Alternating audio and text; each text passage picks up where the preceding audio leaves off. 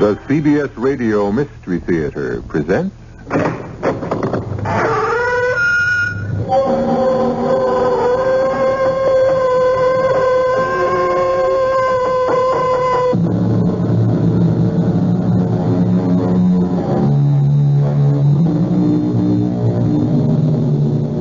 Come in. Welcome. I'm E.G. Marshall.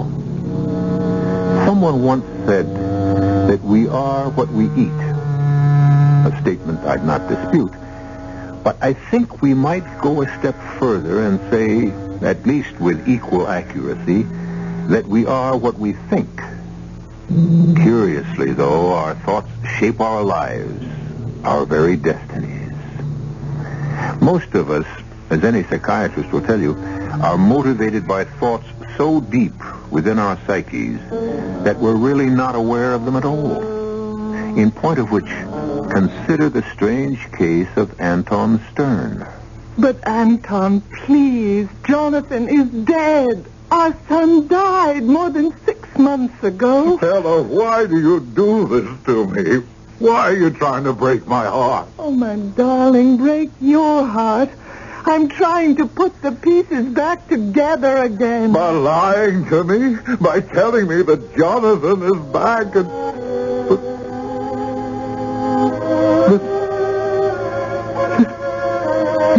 He's playing now.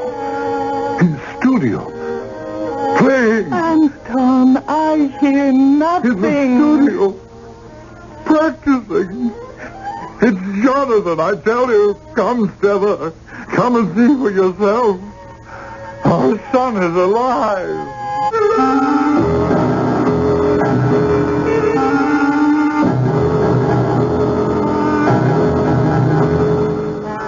Our mystery drama, Concerto in Death, was written especially for the Mystery Theater by George Lothar and stars Marion Seldes and Ian Martin.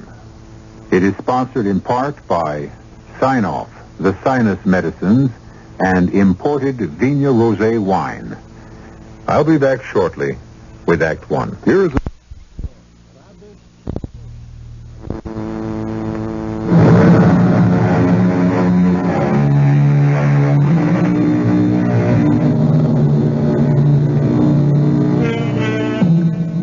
This is the strange story of what befell Anton Stern only a few years ago. A story few people know. Yes, I am talking about the celebrated conductor of the City Symphony. To begin this curious tale, I'll ask you to join me in the Stearns' duplex apartment on Park Avenue in New York City.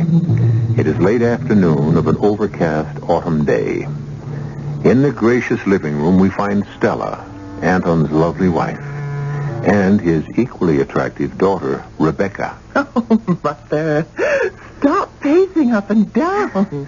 You'll be worn out by the time Father gets here. I can't help myself, Becky. I haven't seen him in 2 months. You should have gone on tour with him, or at least spent some time with him in one city or another. I would have you know that if Dr. Edmonds hadn't advised against it. Well, I'll never understand why. Granted, Edmonds is one of the best psychiatrists in the country, but still, he felt that my presence during the tour might be too much of a reminder of Jonathan's death. Well, you know as well as I that the tour was largely arranged as therapy. I never realized what mental depression could do to a person till Jonathan collapsed and died while recording the Paganini First Violin Concerto. Your father conducting. Oh, what a terrible shock. To see your son, only 20 years old, drop dead before your eyes. Oh, I'm sorry, Mother. I brought it all back to you. It's all right, Becky, dear. I expected Jonathan's death sooner or later. I was prepared for it. Your father wasn't. But he knew of Jonathan's condition, his congenital heart condition. But he never believed. It frightened me. The way he kept insisting that Jonathan was alive. Imagined he heard him practicing in his studio upstairs. Well, thanks to Dr. Edmonds, he recovered. And 2 months on tour has brought full recovery. You're here. I'll answer the door, Olga. Becky, how do I look? beautiful. Only don't look worried, Mother. Smile. Yes. Anton. Stella. Oh, Anton. Stella, my darling, my darling. I miss you so. I did, darling. I too. Oh, how I missed you, and it's good to be home, Stella. It's good to be home.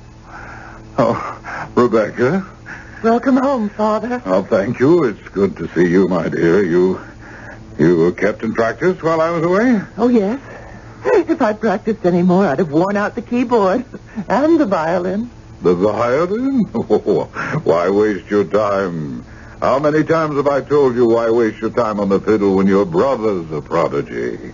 You stick to the piano and leave the violin to your gifted brother. Believe me, you... What is it? Why are you all looking at me? Well, you said... Well, you talk as if Jonathan... Well, where is he? Why isn't he here to greet me? McNally, I thought you said, when we talked on the phone, you said... I know what I said, and I know what I'm hearing. What? Anton? Where is he, that son of mine? Where is he? Oh, of course. In his studio. Always in his studio. Jonathan, I'm home. Your father's home. McNally, you said he was all right. He was. Heaven help us till we came through that door. He was.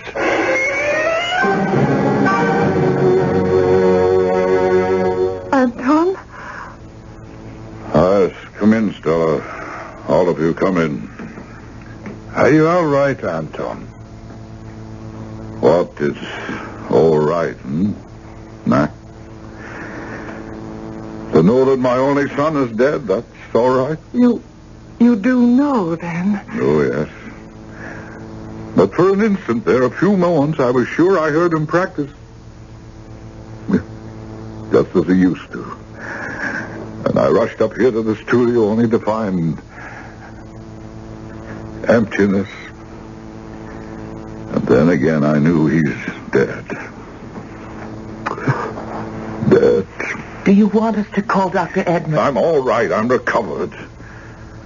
As fully recovered as anyone can be after the death of his only son. You understand that? Your only son? Yes, I understand. What happened just now is just one of those things. Coming home after 2 months away, it got to me, that's all. How about a drink, Anton? It's been a long tiring day for you. The plane trip from Seattle. Yes. A drink would be good. That's all good. I'll have one. Come along, then, dear. Stradivarius. Jonathan Stradivarius. Who moved it? Who? Oh, don't just stare at me, all of you. The case, I placed it here on the table just so, with a bowl of flowers there and his photograph there, and it's been moved. Who's been touching this case, touching Jonathan's violin? Well, I didn't know that you... Wanted it untouched. But I said so. I made it clear. No other hand was ever to touch the strand. You? Father, I didn't know. I You didn't... Father, it's got to be kept in condition. It's a priceless Stradivarius. It's got to be played. And you so that... played it. You played Jonathan's violin? Anton. It was never to be touched. I said that. I made it clear never to be touched. But Becky is your daughter, Jonathan's sister. She's not Jonathan. No. But I love you too, Father. Every bit as much as Jonathan did. No, I love you, Rebecca, but I never touch this again, please. It was his. It's all I have left to remember him. It's sacred to me. Promise me you will never touch it again. I promise.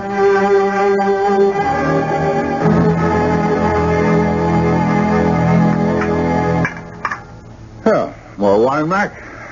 Thanks, Anton, of course. It goes well with the beef. Helga is still the finest cook in the world.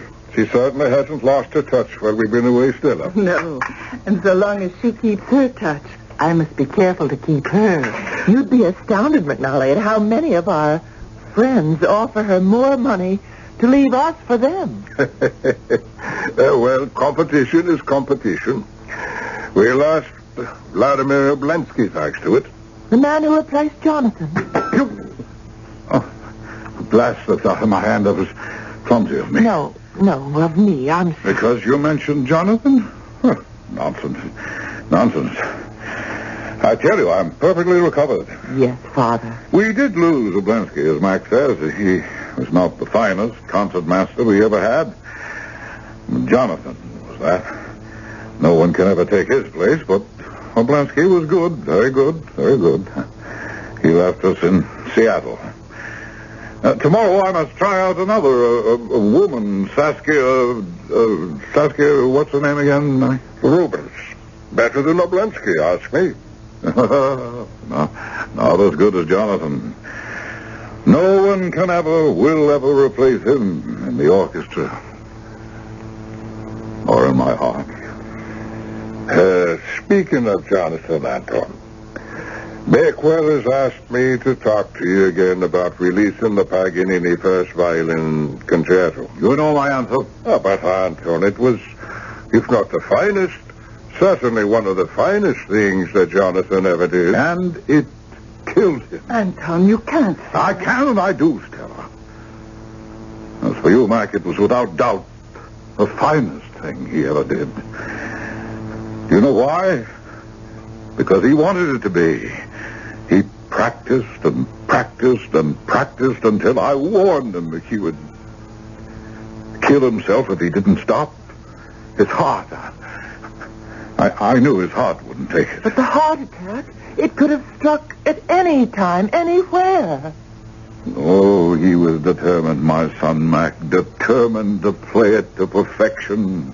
Perfection. And he did. And because of it, he died in front of my very eyes. Oh, Father. Father. Leave me alone. But, Father... Rebecca! Sorry. I'm sorry.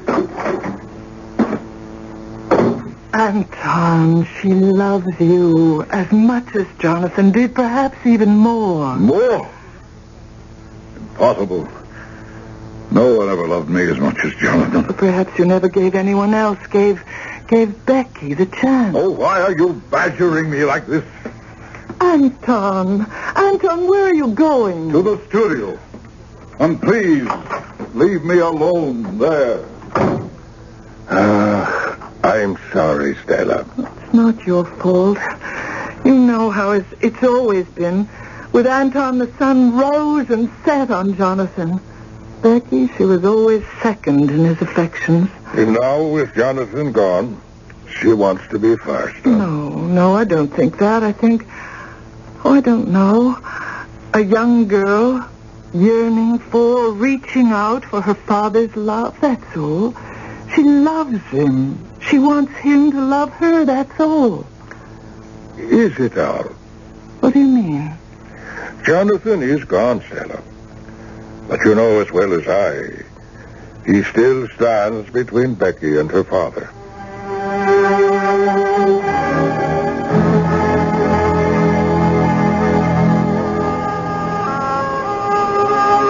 She's very pretty. What, Becky? Oh, Saskia. Yes. And let's hope she plays as good as she looks. Maybe we ought to move to one of the back rows. Why now? I can see she's nervous. You know, a tryout. And sitting here, maybe she just... Forget it. Saskia Rubens is a pro. And all pros have nerves. All right, gentlemen, let's get on with it. Are you, ready, Miss Rubens? Yes, Maestro. Oh, you can take any moment you wish. Well, it doesn't matter to me, Maestro. Whatever you want. Ah, I see. You're very confident. Oh, why shouldn't I be? I wouldn't be here for a tryout if I wasn't good. Oh. Well, we'll try the first movement after the introduction.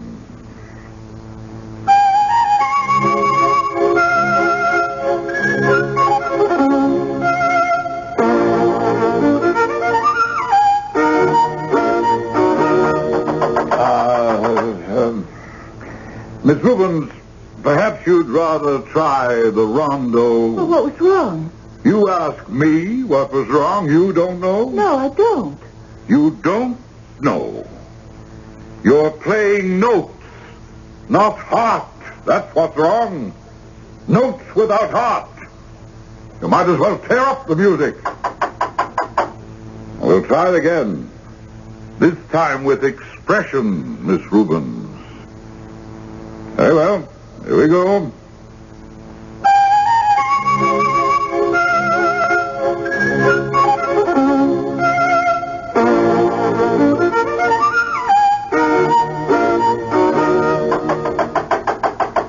What now? I don't know. Miss Rubens. That fingering. Yes, Maestro. Where did you get it from? Get it from? I don't know. I suppose I've always used that fingering. You copied it. I beg your pardon. You heard my son on a recording in which he used that fingering. Well, of course I've heard your son. I've heard every recording he ever made, but I've never copied. Well, unconsciously, perhaps unconsciously. Maestro, I have never copied anyone, including your son. Ah. Well, then again, we'll try it again.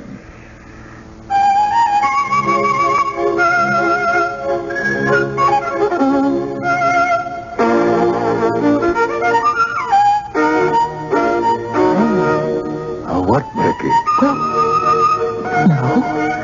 no one ever played that passage with exactly that fingering but Jonathan, because no one else could. By heaven, I think you're right.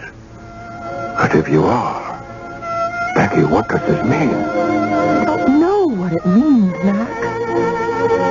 I wish I did.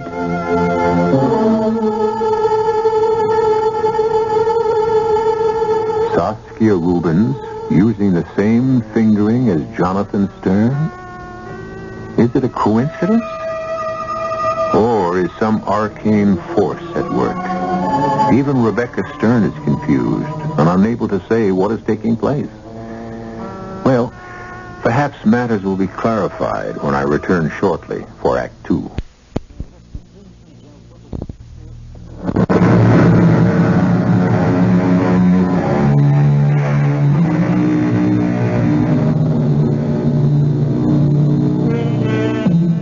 When Jonathan Stern, child prodigy and at 20, solo violinist of the City Symphony under his father Anton, died suddenly, Anton fell into a deep depression.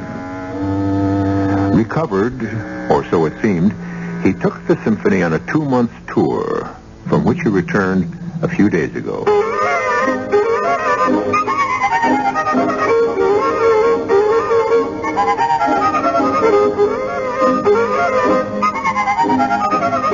Now in the City Concert Hall, as Anton tries out a new solo violinist, Saskia Rubens, something strange and baffling seems to be happening.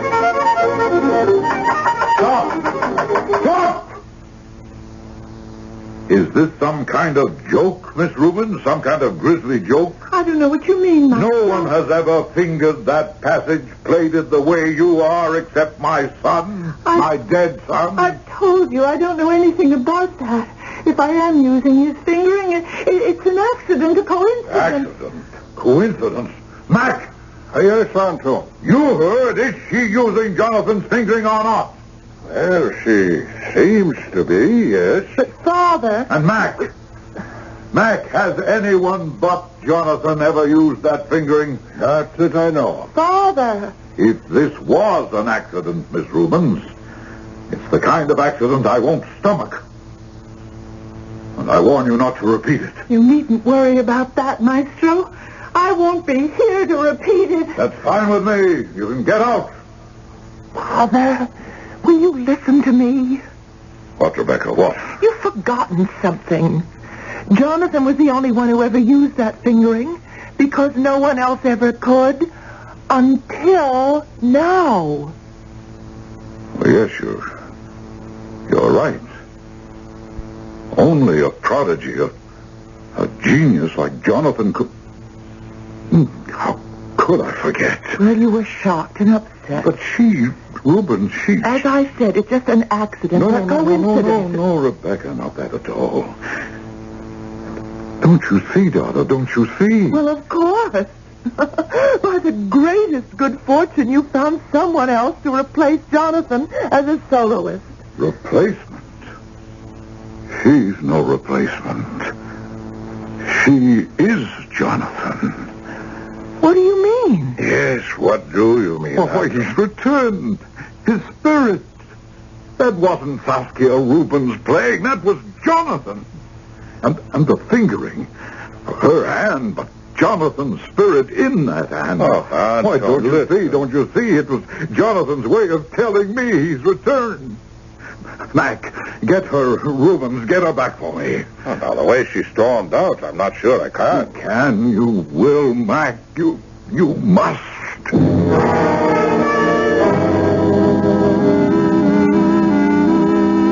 Well, Becky, good to see you again. Sit down. Cigarette? Thank you, Dr. Edmonds. Thank you. I read about your father's triumphant tour, I suppose it's called. Nothing but praise and acclaim for the orchestra and him. How is he? Did the tour turn out to be the therapy I felt sure it would be? Well, that's why I'm here. I need your help, for me as well as my father. Something went wrong? Well, when he arrived home nearly a week ago now, he thought... Well, it only lasted a few minutes. He thought Jonathan was still alive, that he could hear him practicing in the studio. Well, of course, when he went to the studio and Jonathan wasn't there, he realized it was just his imagination. Well, these relapses do happen. Yes, but the strangest thing happened yesterday afternoon. He was trying out a new violinist, Saskia Rubens. Yes, I've heard of her. Well, during the tryout, she played a passage the way Jonathan played it when he was alive, and she used the identical fingering that only Jonathan could use. And my father saw it, heard it. Another little relapse? Huh? I saw it and heard it too. Oh? Father thinks that Jonathan has returned to him, but using Saskia's body, his spirit and his genius has come back. And you? What do you think? Well, I don't know what to think. I've never been so confused. That's why I'm here. Well, I treated your father's melancholia. Then when he went on tour, treated you for a milder, much milder depression. And once you faced the reason for your depression, you snapped out of it. Becky, what was... Tell me again, put it into words. What was the reason for your depression? Come now, Becky, say it. I was glad Jonathan was dead. Why? Because he always stood between my father and me. That my father loved him more than me. He did. He did. All my life I've wanted my father's love. And when Jonathan died, I thought at last I'd have it. But I haven't. Especially now that he believes. That he believes. That he believes Jonathan has returned. Yes. And that, Becky, is why you're confused, unhappy. You've allowed your brain to recreate the ghost we got rid of together, you and I. Becky, Jonathan has not returned. Rubens, this fingering of hers or whatever, she plays that way, that's all. As simple as that. Oh, you can convince me. But no one will ever convince my father. Yes, or someone. If not me, someone else had better. Because if he doesn't realize what he's come to believe just isn't so, Yes. If he doesn't.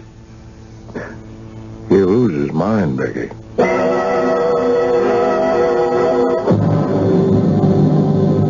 Anton, Oh, yes, Stella? come down and have some lunch. All you do is sit here in Jonathan's studio holding his Stradivarius, fondling it, caressing it. It was his. He loved it.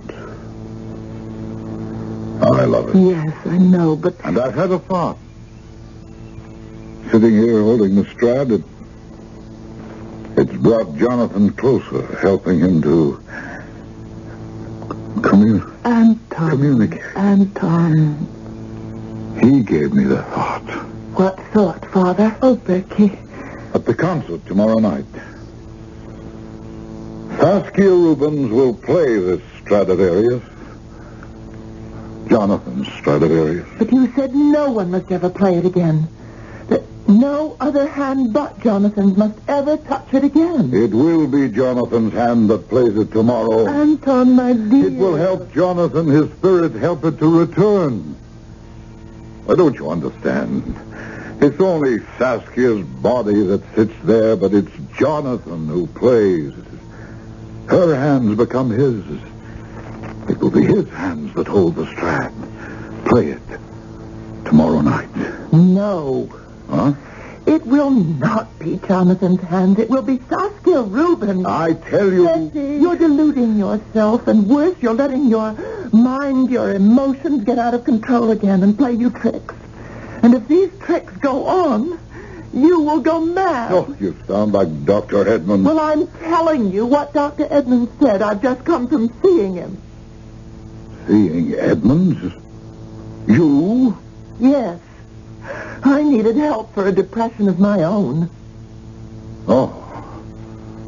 Oh, well, I'm glad you went to Edmonds.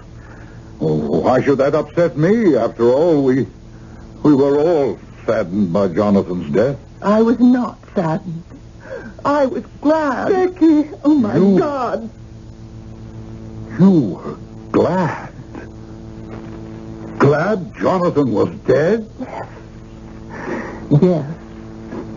And I'm sorry I was glad. I'm sorrier than I can tell you, but I couldn't help myself. You've got to understand. Understand? And What kind of sister were you to rejoice in her brother's death? What kind of woman are you to be happy at anyone's death? What kind of daughter to take pleasure in my sorrow? Oh, Father! Get out. Get out of the studio and never, do you hear me? Never set foot in it again. Father! Out of the studio. Yes, and out of my life.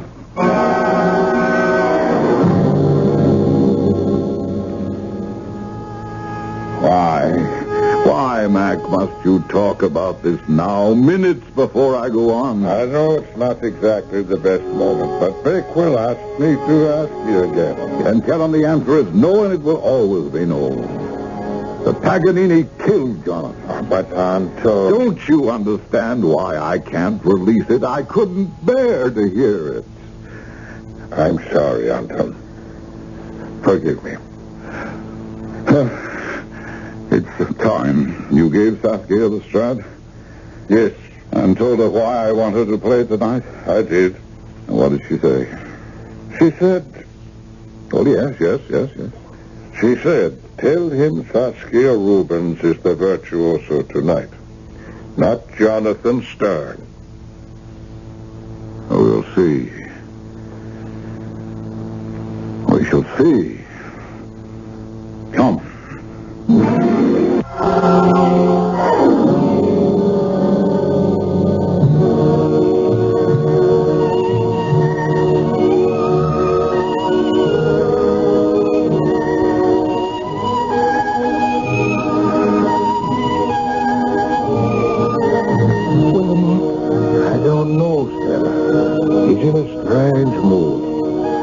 What do you mean?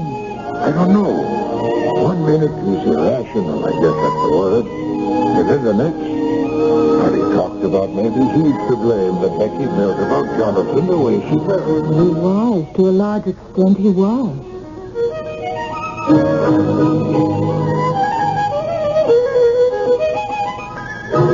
Oscar Rubens can play like that? Oscar Rubens is tonight's virtuoso? Mac, what in the world? Why is Anton yelling at Oscar? Like that. No one but Jonathan Stern. What's happening to him? Listen to him. It's not you. Not you. Jonathan is great. Good Lord, he's talking to somebody else. Jonathan, he's great. In your body.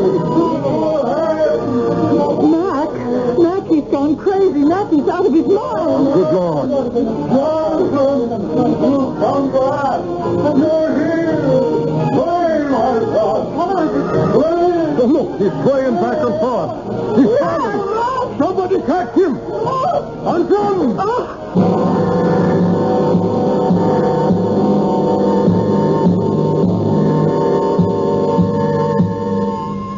In a moment of high drama, certainly never before witnessed in the concert hall, Anton Stern crashes across the podium to lie unconscious on the stage floor as the audience and the orchestra sit in shocked astonishment.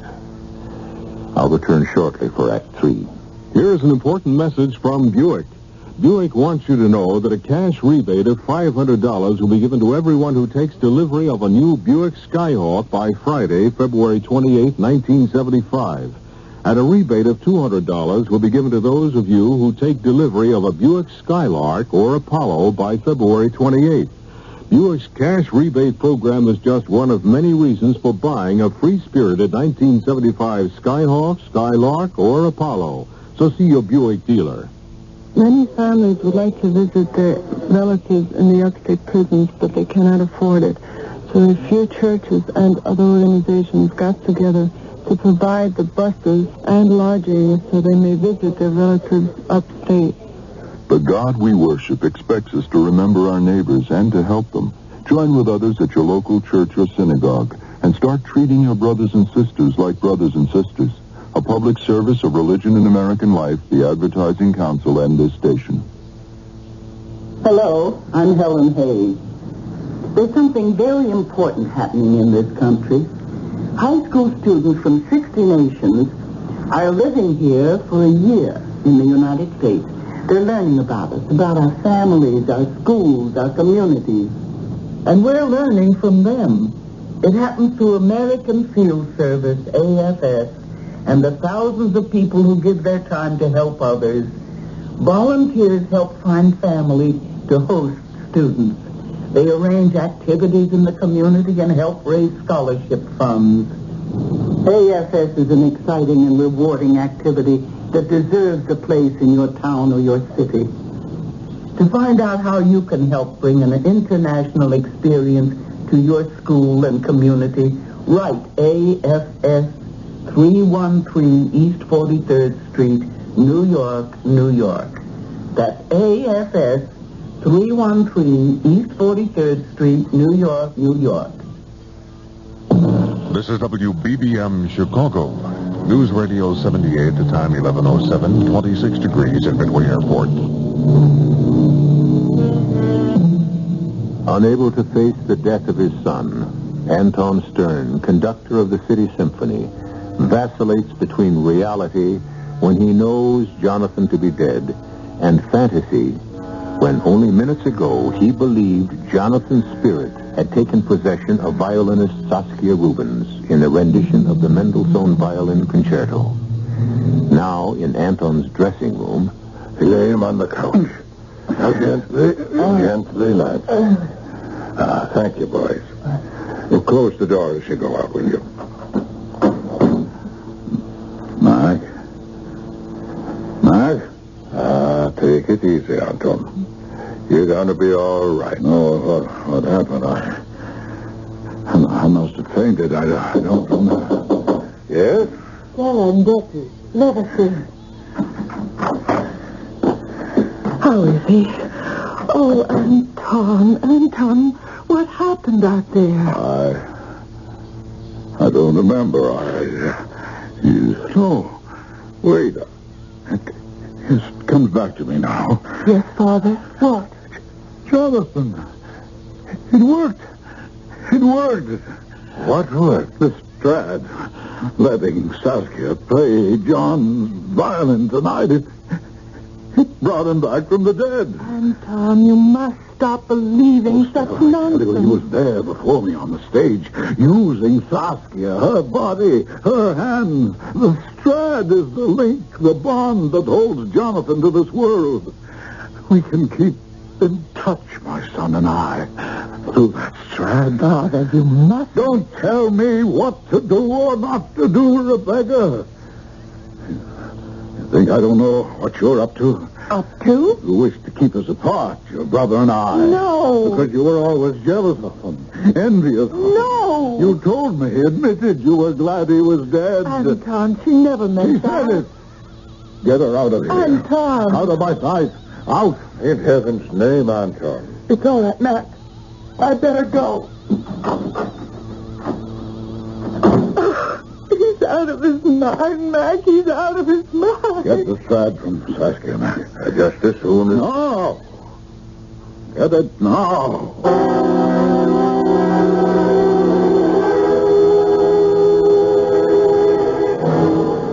You needn't tell me why you're here, Becky. The papers are full of what happened last night. Yes, but Dr. Edmonds, they say nothing about what went on in my father's dressing room afterward. Nothing about Jonathan Stradivarius. Why, no. Tell me. Well, you know that after Jonathan died, my father put the Strad in its case and closed it and placed it in Jonathan's studio, flanked by vases of flowers, a sort of a shrine. Yes. And also it was his intention that no one should ever play it again. Yes, so it came as a shock to us all when he decided to let Rubens play it at last night's concert. Why did he do a thing like He that? got it into his head that Jonathan was using Rubens' body to return to Earth. And if Rubens played Jonathan's favorite violin... It would doubly ensure Jonathan's return. He's convinced it did? Absolutely certain. What else happened last night, Becky? Well, he believes that I want to stand between him and Jonathan, that I always was envious and resentful of Jonathan. And, Well, you were. well, I know. But you cured me of that. You made me realize it wasn't Jonathan's fame I wanted, but my father's love. And now that I want it more than ever, and want to give him my love to comfort him, he refuses to see me. He'll change his mind. I don't think so. Yes, he will. He loves you, Becky. Loves you every bit as much as he ever loved Jonathan. Oh, then why hasn't he ever shown it? Maybe he's never thought he had to. Maybe he's always believed you knew it. Oh, he's never said. Exactly. Never said. Never opened his heart in words. That's half the trouble with the world, Becky. Is it too late for us, my father and me? It may be. So much depends on how deep he's gone into this psychosis of his. Psychosis? He's become fixated on the Stradivarius. Well, there are two ways to cure a fixation. You can either gently pry the patient away from it, a procedure that can take years, or you can risk smashing it. And in my father's case? Knowing him as I do, I would be for smashing it. There's risk involved, grave risk, but also calculated risk. The question in my mind is, Yes? are you willing to take that risk? I? You. Put it another way, Becky. Do you love your father as much as you think you do? Love him enough to risk his life and yours?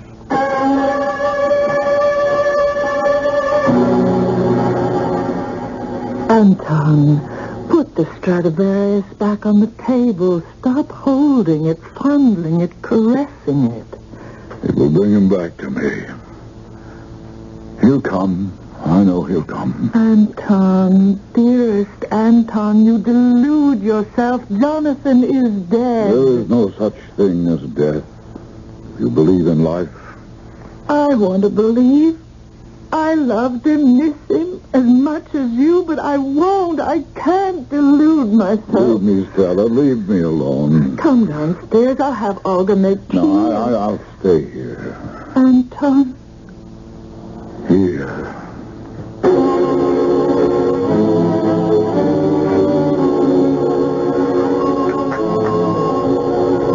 Thank you, Olga. I'll pour. Mac, you'd rather not have a drink? Oh, no, Stella. Tea's fine. If we could only persuade him to see Edmonds again. Oh, I tried. It's no use. I lay it on the line, Stella. This could mean the end of Anton's career. Don't say that, Mac. Every penny had to be refunded for the concert the other night. The board of directors called me on the carpet this morning. They know there's something seriously wrong with Anton. Well, I'm afraid we know that, too. And then there's Bakewell. He says the recording company will sue if Anton goes on refusing to release Jonathan's last recording. Oh, Becky. Mother. Mac? Oh, boy, get those eyes. Oh, you poor kid. This has really got you down, hasn't it? But not out, Mac. I've just come from seeing Dr. Edmonds. Well, why did you go to see Edmonds? What good can he do? Your mother's right, Becky. Now, don't get me wrong.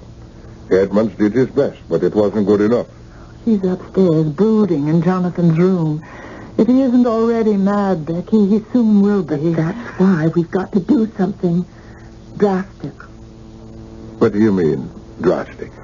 Edmonds says that Father's become fixated on Jonathan's violin, the Strad, because, in effect, it replaces Jonathan physically. It's all that's left of Jonathan. Well, I think we're all aware of that. Yes, well, Edmonds says there are two courses open to us. One would be the treatment that would take years and might not be successful. And the other is to take the drastic action that I just mentioned and smash the fixation. Smash it? To bits. But if we take the second course, in Edmund's words, it could kill Father. And me. What do you mean? I mean that if I fail... You will do this, whatever it is? I'm the only one who can. If I succeed, Father will be well again, and in another way, in a special way, so will I. But if I fail, he can... Well, he very likely will be driven into hopeless insanity, in which case he'd be better off dead. And you? Becky, you... Oh, I'd be better off dead, too.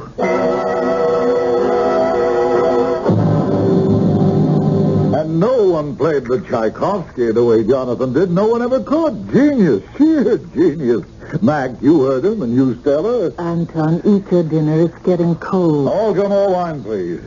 You're drinking, too. And even practicing. Why, when he practiced up there in the studio, I would listen for hours on end. Such sweetness of intonation, such delicacy of fingering and bowing, and why, I can hear that now. So clearly, so sweetly, I would almost swear he was in the studio now, practicing this very minute, practicing. I enjoyed his practice, too. Why, it was a privilege to hear him, Anton. You know, if I shut my eyes, I believe I could almost hear him. Anton? I do hear him. What? No, listen. I hear nothing. I do. Oh, no, Anton. I hear him. He's come back. His spirit came back. The studio. He's there now. Jonathan. Jonathan. Please, God, make it work.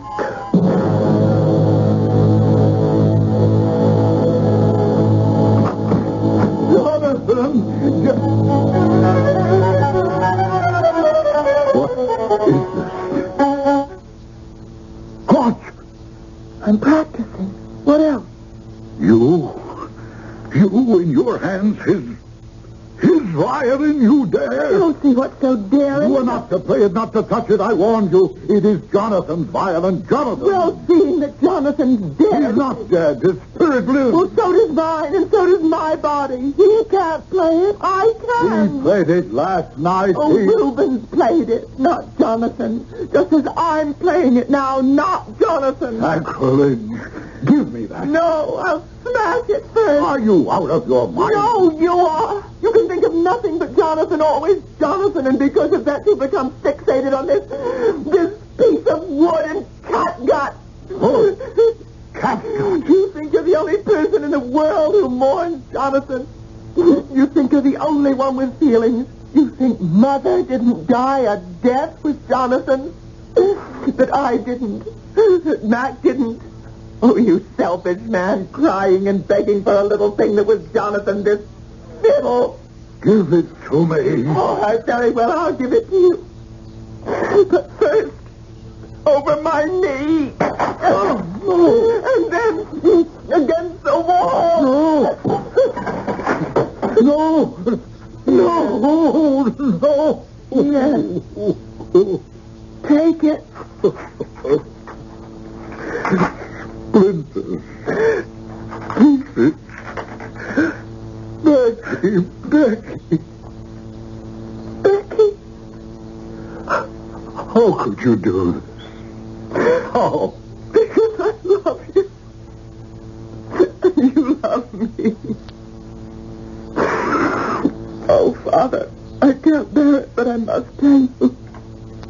That look on your face. It isn't the Strad. It's a copy. No. Not the Strad? Jonathan Strad? Could I destroy that? But even if I could, there was no need. It wasn't a violin that had to be destroyed, only what it meant to you. I didn't break a violin. I broke your madness. Do you know? I think you did. When you smashed it, splintered it, inside me, something, I don't know, it's smashed and splintered too. But it might not have.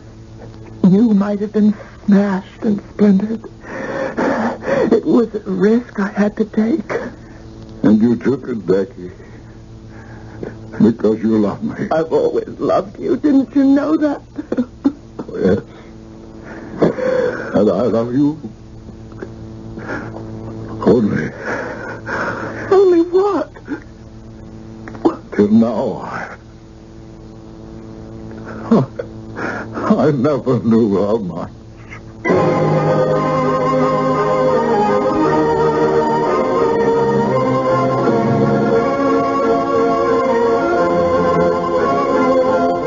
They say that when something is broken and mended, it is stronger than ever before. Does that apply to the human heart, do you suppose? I don't know about yours, but my heart's been broken more than once, and I'm still around. Well, my heart may not be stronger, but it's a lot wiser. Yours, too? I'll be back in a moment. I want that sinus medicine. Headache tablets? No, sinus medicine. Sinus tablets. Helps the headache and the pressure. Oh, you mean sign-off. Exactly. Headache pain is one thing. A sinus headache is something else. Sometimes your whole face can seem to throb with pain. You want relief. Take Sign-Off tablets. SINEOFF, the sinus medicine that gives you a full dose of pure aspirin, plus a sinus drainer. Sign-Off, the sinus medicine that helps relieve sinus pain while you drain. And Sign-Off doesn't stop there. Have you tried Sign-Off Sinus Spray, the fastest known form of sinus congestion relief? It works in seconds. That's Sign-Off Sinus Spray. When sinus flares up, use Sign-Off tablets and spray, only as directed. SINEOFF. Sign-Off. Exactly. Sign-Off, the sinus medicines in the bright red box.